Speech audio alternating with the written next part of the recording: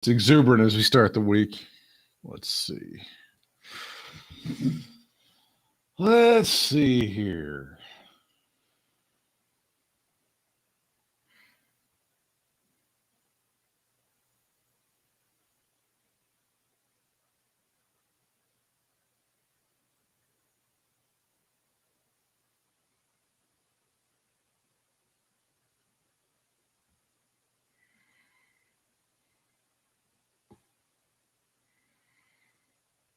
Back to here.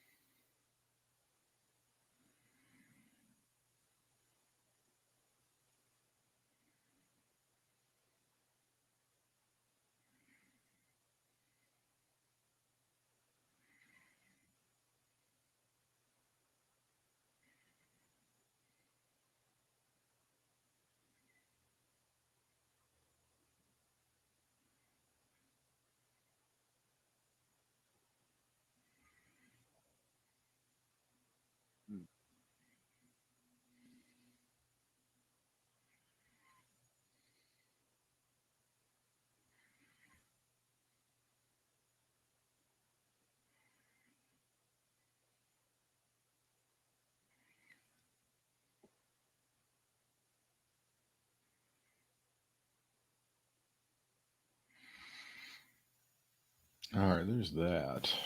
Now let's go over here and do this. He thinks I'm in business. Good Lord, look at you.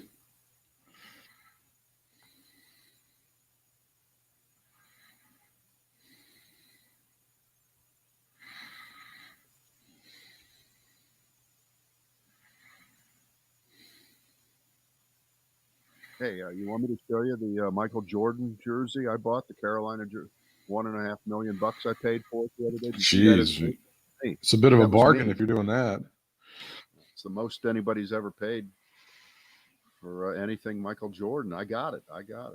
Good for you.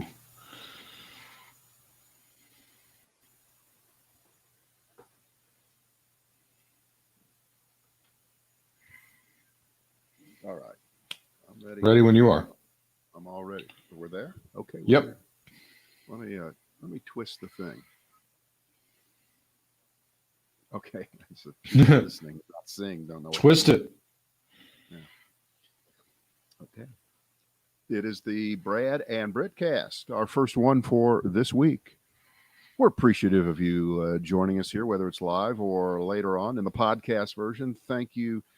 Oh, thank you very much. Boy, a lot of stuff, a lot of garbage, a lot of crap that is accumulated the last few days.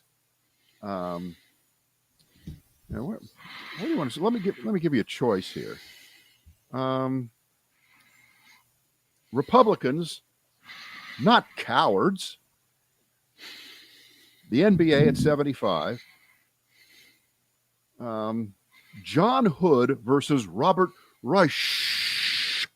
It's funny stuff. Do the Republicans, not cowards, first. All right.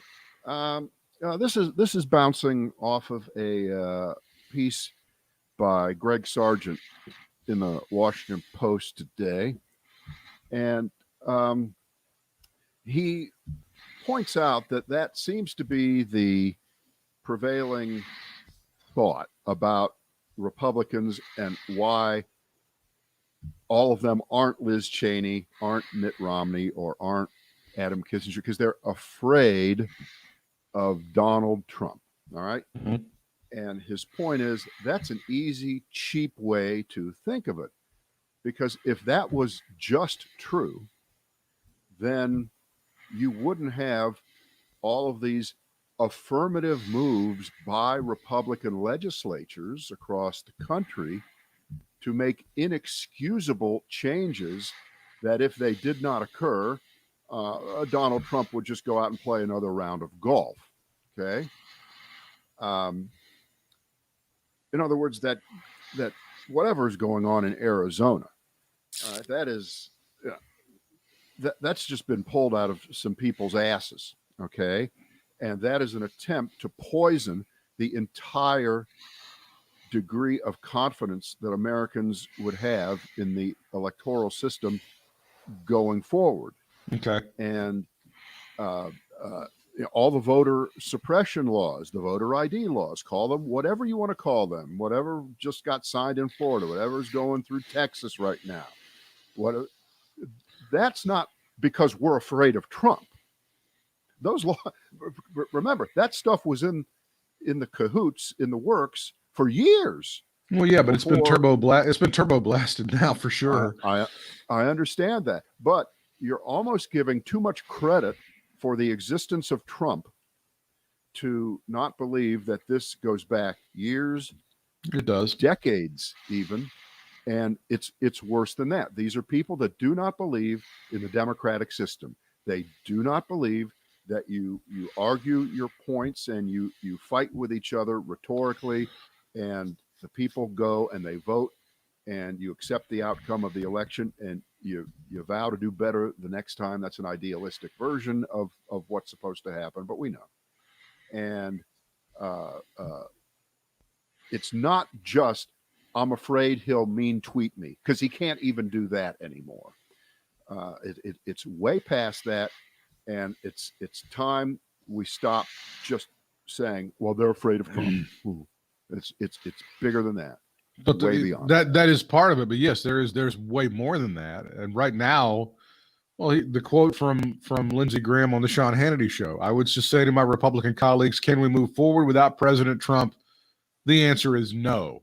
That's what Lindsey Graham said on the Sean Hannity show. So there is no, we can't, he's ours. We can't do anything without him.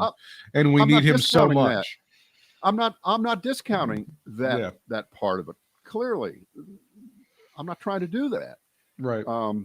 But to just bring up Trump right now as, yes, he's the ultimate expression of all the symptoms in the past, but those symptoms were working a long time ago. Well, sure. They were there. There is another piece in the Washington Post, front page, all about the fact that this goes back a good 20 years to Bush versus Gore, where you had some crazy assholes who decided that they were going to try to figure out what was going on. And through the years, they held meetings, they had little conventions, they looked for candidates in Texas who would challenge results all over the place. And they honed their craft. And ultimately, with Trump, they found the ticket. They found the big ticket to take the idea that Republicans were getting ripped off by a secret cabal of people who knew how to secretly change votes with the stroke of a key, and you couldn't trust an election, in effect, an election that a Republican loses, or on steroids, any election that Donald Trump loses, right? And so that's been in the works. These are two separate stories, the Sargent column and this long investigative piece about this group. And you want to talk about hanging by a thread, the thin line of civilization. We're probably a lot closer to it than we know, because, of course, as always, they won't stop. Nothing will stop them. Right. And facts do not matter.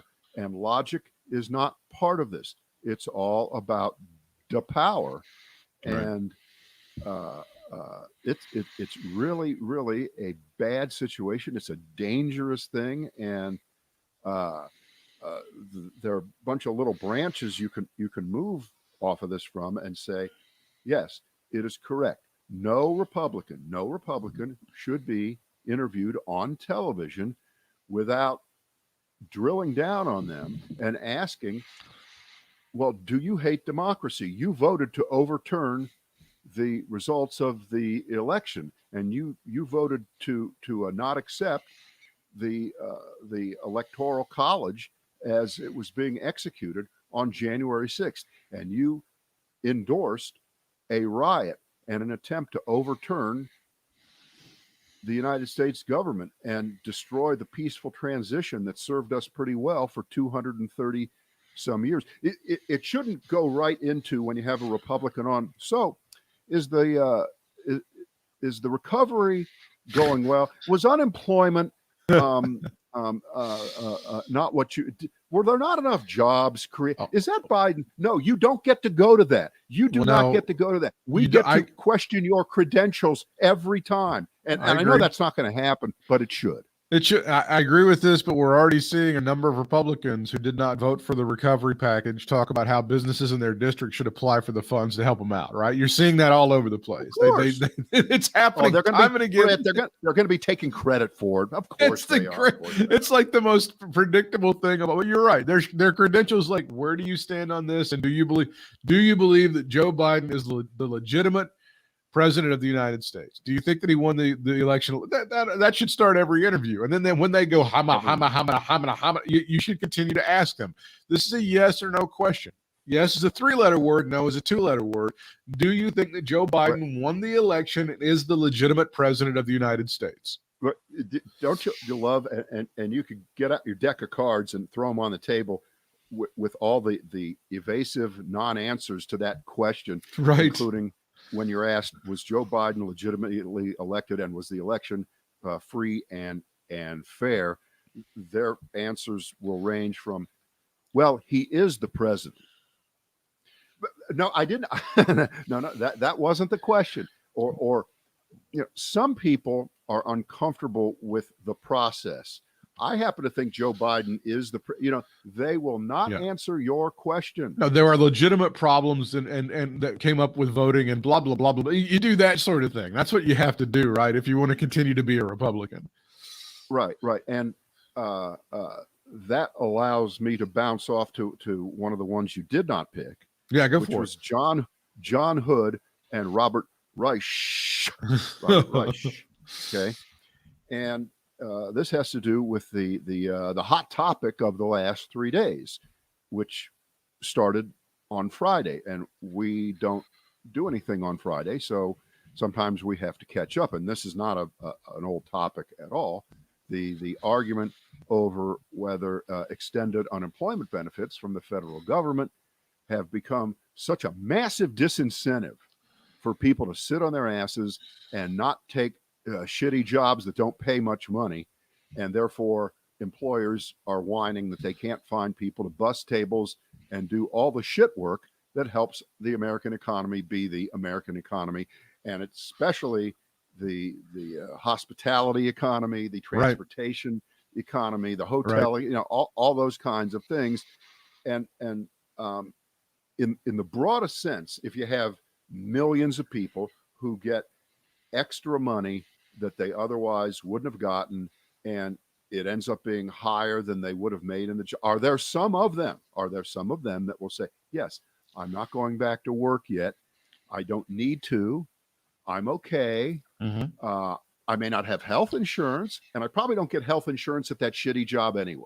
Right. So that doesn't solve that problem going back to work. And it's impossible to get daycare in the United States. Certainly, if you're a low-income person, that does not exist. So I'm not going to take a job yet because I'm still kind of whole here. The 32,000 or whatever that ends up equaling on average with state unemployment and federal unemployment through the summer, that's enough not to. Are there some people who? Of course there are, but in the main, is this the Ronald Reagan welfare queen argument taken to the 10th power here? Well, they just want to sit around and eat bonbons and watch reference to old show Phil Donahue on TV every day. Could you bring it up a little more recently to at least say Maury Povich? Could you at least do that? How about the View? What about the View? Is that still on? The View? I mean, are there some people? Of course, there's always some people who do everything, but if you're a Republican who's utterly convinced the worst thing that's going on in the country, the biggest threat to the American economy and its recovery, which by most other measures is still rocketing along. The bigger numbers, the manufacturing numbers, all that kind of stuff. It's all good. If you think the big problem is too many lazy people not going to work, I submit to you, I have an idea here. And this is based on what Robert Reich wrote. I like this. The Republicans, who are dead set, they are dead set against the raising of the estate tax, or as Frank Luntz labeled it, the death tax. Yeah, onerous death tax. They do not want to risk, because they are just afraid that will destroy America. If I have $15 million between me and the wife, I'm just picking a number, and I don't have $15 million, and we both kick the bucket. Okay, so therefore, whatever estate plan we have kicks in. And again, I don't have, this is not me, I'm just picking a number. Could have been 20, 50 million. And the first, 10 million is exempt from the estate tax.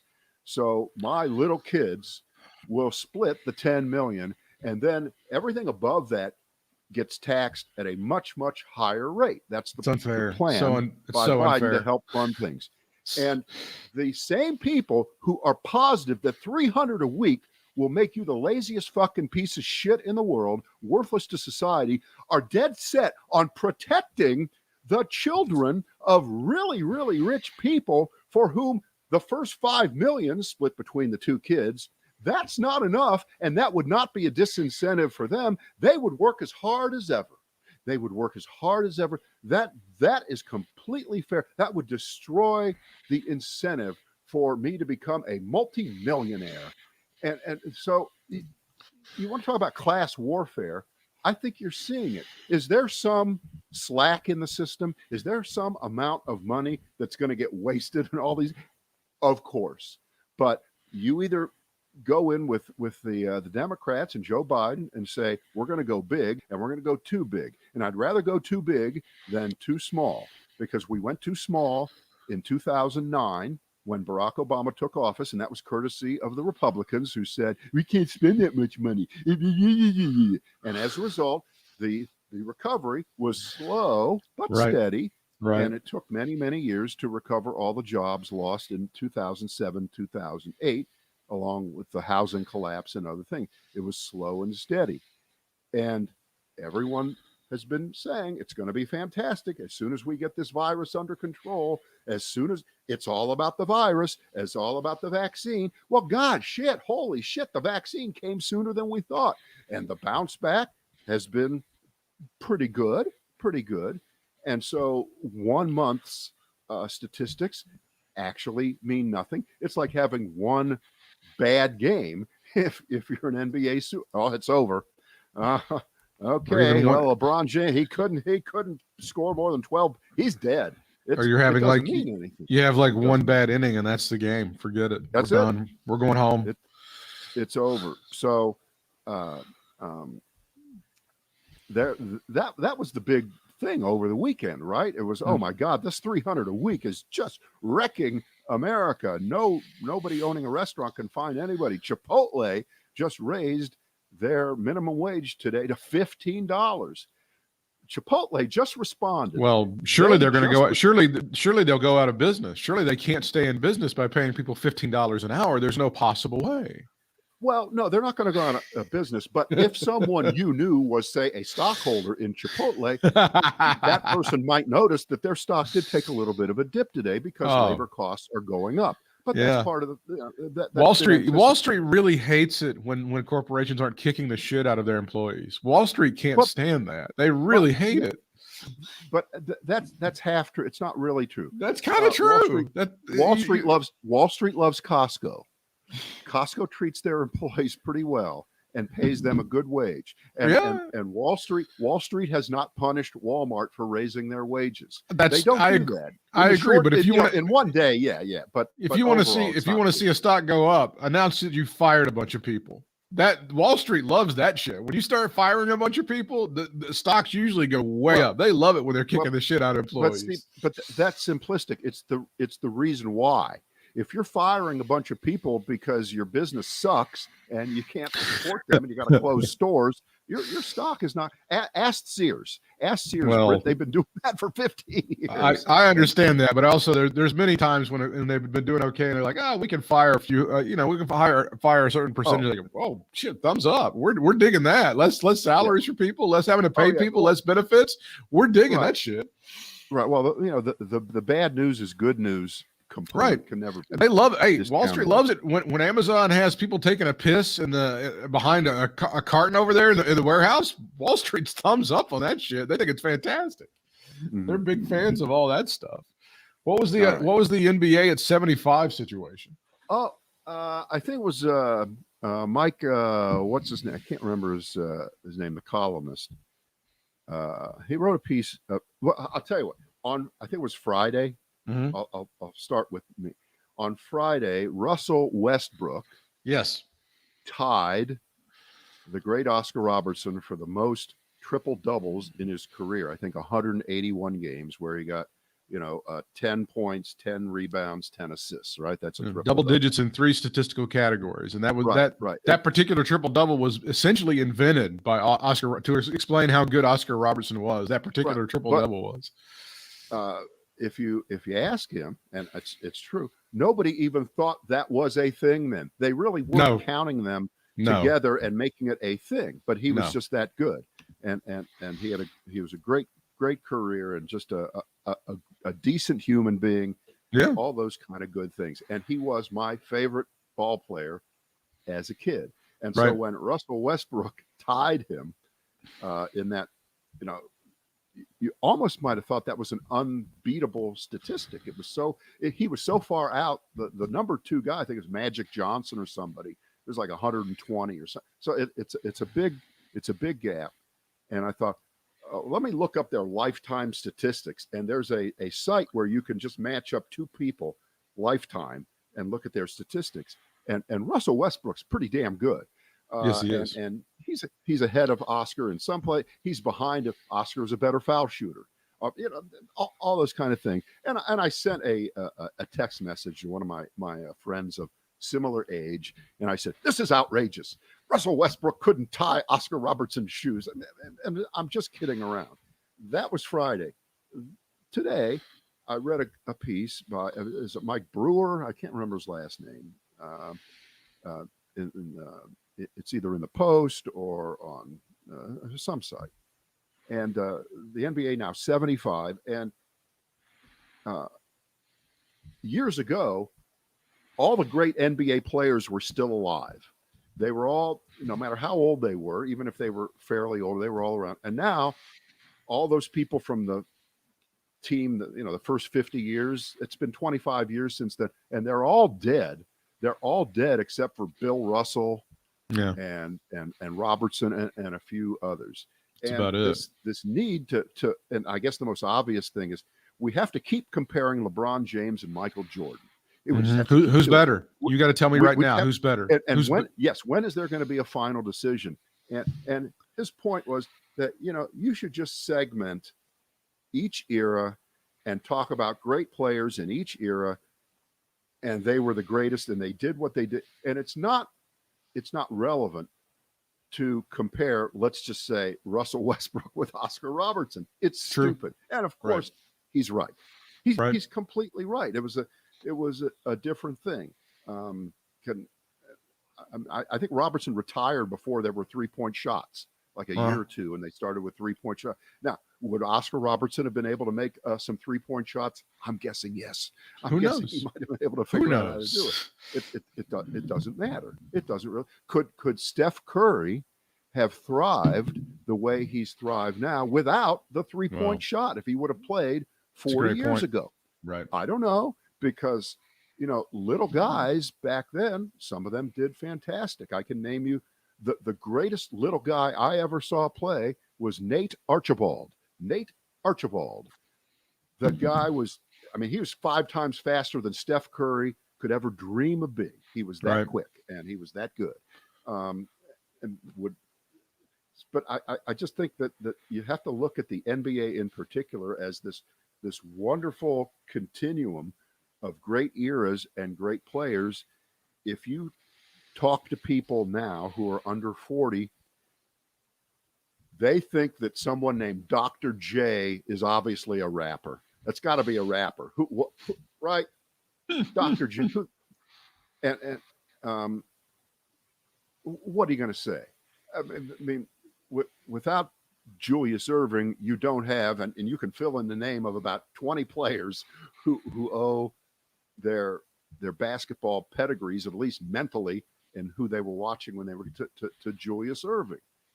He was that good. Does it matter to people who are too young to care? I guess not.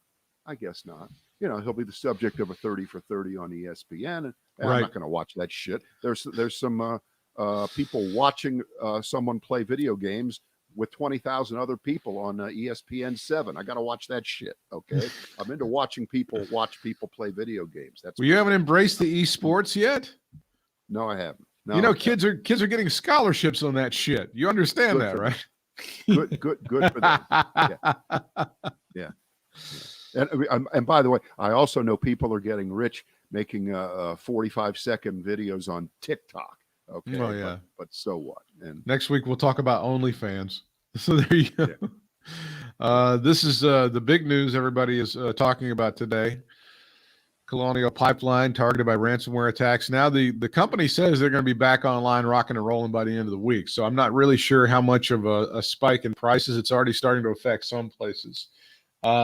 Is this just some sort? Now, I think this is being used in some quarters as a cudgel against Joe Biden, that he can't keep us safe, Brad, that he's a doddering old fool who doesn't understand national security. Right. Isn't that happening in some places? I haven't heard that yet, but I like it when you automatically make up the idea that is. I don't even think the Republicans are that stupid as to think you're wrong again. A piece of infrastructure that's been around for decades, in a world where there are ransomware attacks and hack attacks on everything thousands of times a day. Suddenly, when Joe Biden becomes the president, it's automatically his fault because he didn't care about. I don't even think the Republicans are that stupid, but I may be underestimating them, and you could be right. There may be articles about this already that they're pointing the finger at Biden. You're right, it could be, but I don't think so. I think it's certainly it's one of those things that they're going to put into play for sure. That he's a doddering old fool who cannot keep you safe, and that's the reason. I mean, it's already been in the water. That's one of the reasons that gas prices went up even after the inauguration. Brad, is because of Joe Biden. And because of his energy policies, this, that, and the other. That's all been in the water already. And now another chance for him to screw the American people by the price of gas going up because he couldn't protect you. Ladies and gentlemen, wait a minute. I got it. Britt, you're underplaying this. Why don't you go all the way and say this was a false flag attack by the Biden administration to drive up prices even higher, right, so that more people buy electric cars tomorrow? Why don't you go all the way with the conspiracy theory on? All right, just let's put that shit aside for a second here. Yeah, because it's gonna happen really soon. So you just haven't seen Tucker Carlson. Yeah, but it'd be crazy. It'd be like saying that the vaccine is killing 30 people a day. Who the fuck would ever say that? That's just crazy shit, right? I know that, but I don't. But do we have to sit here and continually argue against idiocy that hasn't even happened yet? You mean by the guy who could be the nominee for the Republican nomination for president? That guy who's on at 8:00 every night on Fox? That guy? And do you have to say that every day that he? Well, you try to dismiss him as some sort of Rupert Murdoch hack. I am, because I'm bored with it. I'm bored with you saying. I'm sorry you're bored. There were a lot of people in 2015 that were bored with Donald Trump being talked about all the time. And guess what? He became president of the United States for 4 years and he fucked us up, and we're still getting buried out from under it. So yeah, I'm sorry that bores you, but that's what happened in 2015 and 2016, and it could be happening all over again. That plays into the overall theme of what we're talking about, is that this guy comes out with these incredible theories, and that's part of the reason that we've reached a stalemate as far as vaccine demand right now in America, is because this asshole is going on at 8:00 every night and telling people that folks are dying every night from taking the vaccine. That's part of the problem in America. Would you not agree with that? Oh, I do agree with that. Okay. But yeah, everything doesn't instantly have to harken back to, we have to talk about what is about to happen stupidly to be attributed to Joe Biden, which it is not his fault, obviously. And I just, it's just It never annoying. it never Just talks. annoying. It's never sexy to talk about this stuff. And I mean, people who are very boring have talked for years about how we're very vulnerable to attacks like this, and it is a national security issue, and we just never seem to get around to doing the right things to protect ourselves from this sort of thing. And I mean, this is an obvious, huge example of it. We've had little examples over the years of this stuff. So yeah, I don't know when we're actually going to get around to doing anything about it per se, about ransomware attacks and malware attacks and things of that nature. Well, it's not quite that simple. The Russians have, I guess it's a couple thousand people, and all they do all day is sit in a building and figure out how to fuck us up. Yeah. Okay, that's all they do. And so to turn it back on us as if, we didn't give a shit about protecting our infrastructure, and therefore it's Biden's fault and nobody cares about it. I think it's kind of a disservice to us. The question is, what are we going to do to the Russians, to Putin? What are you going to do to them to say, cut the shit out? Because this is clearly an Eastern European, probably Russian, probably. By the way, there isn't an independent group of people in Russia who do this. Okay, you don't do shit in Russia. Yeah, that's true. Without Putin signing off on it. So here we go. I mean, Biden was on the phone not that many days ago with Putin. So here we go again. We have another president, letting Putin slide on this. And if it's found out that this was Russian hacking shit, I mean, this is as close to a declaration of war as there's been. Yeah, I'd say so. You're cutting off the petroleum supplies to half the country instantly. Okay. You know when else you do that? In a war. You know how we beat the Germans? We bombed all their infrastructure. Well, you don't have to bomb it anymore. You just have to figure out the code to fuck up the distribution of energy across the country. And, is there anybody that isn't thinking right now, if you're thinking, that there could be a day where we wake up and there's nothing? There is no electricity. There's nothing. They figured it out. They just shut it down. They figured out how to do it. They ransomwared Duke Energy, and it cascaded up the East Coast and across the Midwest, just like the blackout of 1987. Oh, I thought we fixed that. We made sure that would never happen again. Really? Right. You think so? No. Well, that's the other unsexy thing that, we've tried to do is like the grid in America is like so ancient. We hear this all the time, and it needs to be updated, and we're always going to do it. And it's one of those things we never seem to get around to doing it for whatever reason. Well, you want to know why it's not going to be done right now? Because Republicans think that that's a waste of money. Yeah. That's not building a bridge or a highway. That's frivolous use of money, of taxpayer money that will put us further into debt. That's not real infrastructure, because as far as I know, I can plug shit in right now and it works. That's good enough. Right. You don't have to fix it. Why are we wasting money on that? I can get an upgrade on my speed on my internet for my server. It's great. Everything's great. No, fix this bridge I have to drive. I'm for that, but anything else is just a waste. DarkSide is the name of this organization, or this Russian conglomerate that has claimed credit for this, saying that they're just in it for the money. They're not in it for any kind of geopolitical reasons or anything like that, and they didn't mean to harm society. They're just trying to make a buck. That's what DarkSide essentially has posted and said that that's why they did this. Okay, well, if they're just in it for the money, why don't you hack Jeff Bezos's Facebook account? Okay, he's got plenty of money to unlock his Facebook account. Can't they just? Okay, you don't go after a national resource of a country, the United States, and tell us it's not political. It's only political. It's only political because it just. I'm not going to argue with these guys. They lie. That's what they do. They're hackers. No. Jesus Christ. They're fucking hackers. Yeah, but they've got some integrity. Come on, give them a break. In a statement posted to its website, DarkSide echoed a sentiment common across ransomware gangs that they're an apolitical group only interested in making money, but seem to acknowledge that by hampering the fuel industry, they may have crossed a line with the United States that no ransomware gang has crossed before. We are apolitical. We do not participate in geopolitics. We do not need to tie in with a defined government and look for other motives, the gang posted, misspelling government. Our goal is to make money and not creating problems for society. From today, we introduce a moderation and check each company that our partners want to encrypt to avoid social consequences in the future. That's what these idiots have said, and they're not trying to hurt anybody. They're just trying to make some money. Just no. But it does seem like it's going to be worked out by the end of the week. And again, we're not sure as far as the pipeline. You've already seen some gas prices spike up quite a bit, and it could be something that puts a hamper in things. You know, that jobs number that came out at the end of last week was disappointing to a lot of folks. What was it, 266,000? And there were a lot of people. There were some analysts that were saying it was going to be north of 1 million or 2 million jobs created. So it was kind of now. Let me take the way you argued the other thing. Yeah. That's definitely Joe Biden's fault. Okay. And they were saying that. They were immediately saying that. Okay. And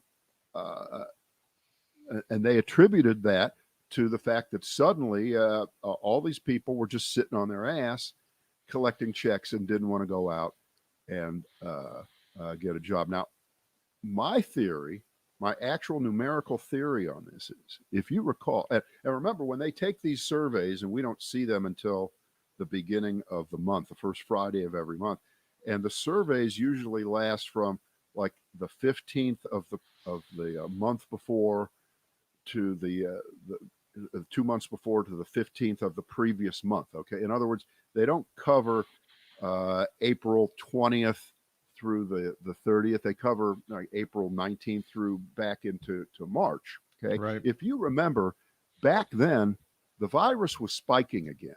We were having problems. There were areas that were flaring up. That was when, people were gathering in Florida like idiots. And by the way, the numbers in Florida right now suddenly are bad again. Check it. It's right there. I saw it last night, saw the story. And they're attributing that to what happened during spring break, because and I know they don't know this in Florida, there is a lag time between, when you sit in a bar and breathe on somebody and before the symptoms start to reveal themselves. So Florida, but 6-7 weeks ago, things were starting to look a little bad again, even though we were starting to get people vaccinated in large numbers. And so I think that employers react instantly to this kind of news. And we had instant millions of layoffs a year ago when the news was at its worst. And over time, when the numbers started to get better, people started getting hired again. And when they would go down, they would not get hired again. And I think it's actually possible that survey period covered a lot more of the bad moments in news related to the coronavirus than good news. Mm-hmm. And that then shows up a few weeks later when the unemployment number and the job creation number is released. We'll see whether that's true, because if it is true, then things have gotten a lot better in terms of the new case numbers going down. Hospitals are not overrun anymore anywhere in the last few weeks. And, the last 2 weeks plus the next 2 weeks, that's what's going to make up the next jobs number at the beginning of June. And that should have almost no relationship to what you saw come out last Friday. It should be back way up again. That's my prediction. And we'll destroy this podcast if it turns out to be wrong. If it turns out to be right, but there's also play it over and over again. Okay. And then what they never cover as much is the revisions. When the revisions come in, they go, oh, wait, and then they'll kind of fix the number, and then that never gets the play that it should. I mean, among the folks that need to know, sure, but the revisions are always kind of the ball game anyway, right? That happens a lot of times. Well, yeah, and they revised the previous month down also. So exactly. I just think that as you head into spring and summer, that it will it'll turn up again, and this month will be considered an anomaly. Or it might Here's not. here's the story I'm not betting my Preakness money on that horse. Well, see, here's the story that you don't want to talk about. You don't want to talk about the junky horses. That's what you don't want to talk about in America right now. This was the from the desk of Donald John Trump on Sunday. So now even our Kentucky Derby winner, Medina Spirit, is a junkie. This is emblematic of what is happening to our country. The whole world is laughing at us as we go to hell on our borders, our fake presidential election, and everywhere else. From Donald Trump's blog, apparently the junkie horse plays into the massive failures going on in the Biden administration, Brad. Well, it's not just that. By the way, I like the way you're being consistent on every story here. You're I know. saying this, but wait, I like the fact that anyone who has been alive for the last 5 years realized that Donald Trump did solve the addiction problem in this country. Remember that? Remember how he did. he did fix that. And of course, Biden, who has a son who is a drug addict, right? Yeah. Hunter Biden. Yeah. You can say anything you want about, but that thing, I think it's fair to say that he's had real problems with drugs. I did learn a new word though in this What is that? Here. Picogram. Did you hear this? I don't know what picogram is. Picogram is 1/1,000,000th of a gram, and this horse tested, I think, 21 picograms of the drug, and the legal limit is 10.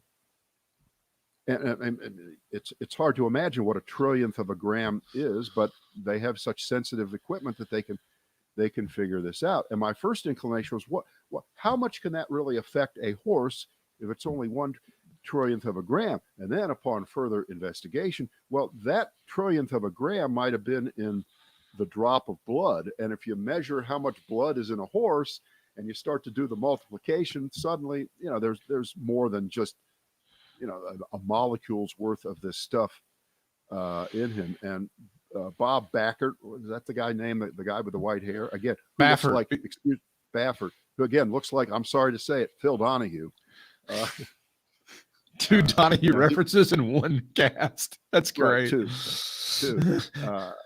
two. He's sounding more and more like a guy. I mean, I think he's even used the phrase cancel culture to describe himself as a victim here. But I think there have been 30 cases of this over the last few years, and he's responsible for 4 or 5 of them, his horses. It's just bad luck. Just bad luck that it happens to his horses, and he keeps winning major races. It's all an accident, right? Do you think a group of peaceful protesters, so peaceful, could run and storm the headquarters there at Lexington or wherever the horse racing capital is, and try to get these people to reconsider their decision? Do you think that's something that might happen? No. I do think there needs to be a recount, a reexamination. I like the fact that if you bet on this race, if you bet the horse that came in second, you still don't get the winning total. And the people who bet on the actual horse that won, that now has turned out to have a drug issue, they get to keep their money. So the bet doesn't change. I just have one question, and as you know, I'm more concerned for the horse than I am for the people. Now, should this horse be arrested for drug use? Should this horse go to rehab? What should happen to this horse? How do we treat the horse? Now, clearly, Brad, he should be hosting Saturday Night Live this weekend. I believe that's what should happen to the horse. I think, isn't it? It's good reason. Absolutely. I've no question there. So the picogram, right? Gram. How about Trump 2024, make horse racing clean again. That's going to be the obvious statement right there, isn't it? No, nobody gives a shit about horse racing anyway. But I find it ironic, interesting, pathetic that at this very moment, in the last few weeks, last few months, we've heard about North Carolina thinking, some people here, that it might be a good idea for us to become part of the big horse racing culture. Right. That we can become another Kentucky. I mean, but who came up with tobacco first? Was it us or Kentucky? Who came first? They invented this it. could We be the same perfected thing it. with horse racing. Yeah. Right. Yeah. And I don't think you could pick a sport, if you want to even call it a sport anymore, that's more on the downslide, that nobody gives a shit. I mean, it is the blockbuster video of sports, horse racing. I mean, if they've, I used to go when my dad was alive, and he would go to racing. He lived down in South Florida, right. and a couple times I used to go with him to the to the racetrack, to Calder Race Course, and a few of these places in South Florida. And 20, 30, 40 years ago, horse racing was already dying in terms of its audience, that it was already old guys smoking cigars, and old white guys. That was the whole audience for the most part then. Now, here we are 30, 40 years later. Who's left to watch this? Who cares? It's just a big who cares. And in terms of the sport itself. And if North Carolina is dumb enough, just dumb enough to get in on this one, right now, I mean, we may as well get in on championship tiddlywinks. Yeah, I don't know. Shuffleboard. I think there should be a professional shuffleboard bocce, but not horse. And by the way, and I'm leaving out the animal cruelty, the humanity part of horse racing that has been under the gun forever. How many horses have died at Santa Anita in California in the last few years? They're dropping like not just dead horses, but they're dropping like dead flies. It's a dangerous sport. It's horrible. They did that freaking show on HBO with Dustin Hoffman a few years ago, and in the course of a show, horses were dying. Just a show about horse racing. They had horses die, and they had to be like, all right, we got to cancel the show. It's just too cruel. It's just too bad. Just good timing, North Carolina. Way to jump on a winner. And by the way, if it goes well, then we can start making buggies again and have a horse and buggy industry, and get into big transportation, because we can't get a car plant here, right? Hey, there's just nothing we can do to get somebody to come here and build cars. Hey, if Joe Biden shuts down our gas like he's doing right now, we're gonna have to have some horses and buggies. All right. So I mean, that's where we're going, Brad. If you can't see the connection. All right. That'll do it for us on a Monday. I'm fed up. Did you understand those bets, all the ways to bet on horse racing? Because damn, if it doesn't confuse like the quinella and the exacta and the trifecta and all that shit, that's hard to figure out. Horse racing betting is not that. Then you kind of parlay a bunch of them and do it. To me, there's like so many different ways to bet on that shit. It's crazy. Well, I just stick with the dogs. But dogs and raccoons. That's what I bet on. That's all. Britt, you bet dog races exactly the same way. But I'm okay when they kill the dogs. It's fine. It's not a problem. Okay.